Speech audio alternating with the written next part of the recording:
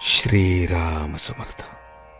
वैराग्य वाचून सारा परमार्थ लटकाय.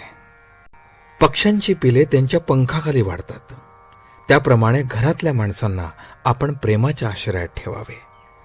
आपण त्यांच्यावर प्रेम करतो याची जाणीव ज्याला असेल, त्याचे दोष काढलेले त्याला बोचत नाहीत. आईने मुलाचे दोष त्याला सांगितले तरी त्याला त्याचे वाईट वाटत नाही.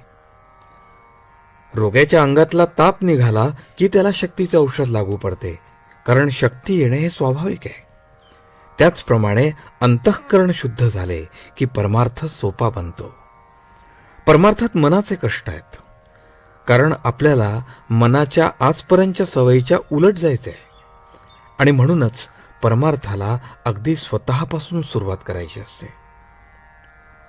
आतमध्ये भगवंताचे अनुसंधान ठेवून बाहेरून वृत्ती आवरण्याचा जो प्रयत्न करेल, त्याला परमार्थाचा अनुभव फार लवकर येईल. आपण आपले मन भगवंताच्या अनुसंधानात मोठ्या काळजीपूर्वक ठेवले असताना त्याच्यावर आघात करायला विषय अगदी टपलेला असतो. मन जरा भगवंतापासून बाजूला झाले की पुरे, विषयाने त्याच्यावर घाला घातलाच म्हणून समजावे.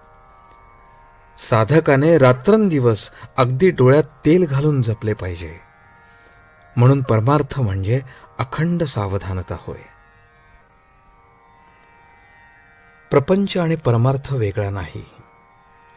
प्रपंच अनासक्तीने आणि आनंदाने करणे हाच परमार्थ. परमार्थाच्या आड काय येतं? धन, सूत, दारा वगैरे आड येत नाहीत, तर त्यांच्यावरचे जे ममत्व ते आड येते. वस्तूवर आसक्ती न ठेवणं हे वैराग्य आहे. ती वस्तूच नसणे हे वैराग्य नव्हे.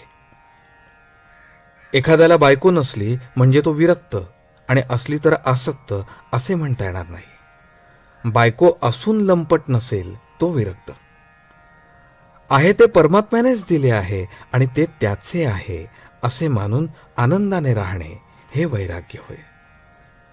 या भावनेत राहून जो इंद्रियांच्या नादी लागत नाही तो वैरागी. वैराग्य वाचून सारा परमार्थ लटकाय.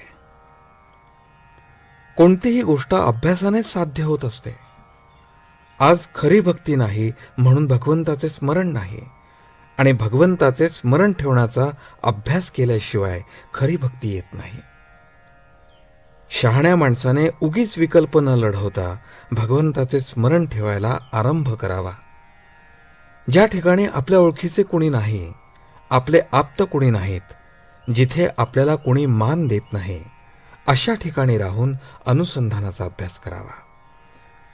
जिथे कुणी आपल्या ओळखीचे नाही असे स्थान आपल्या अभ्यासाला फार चांगले असते.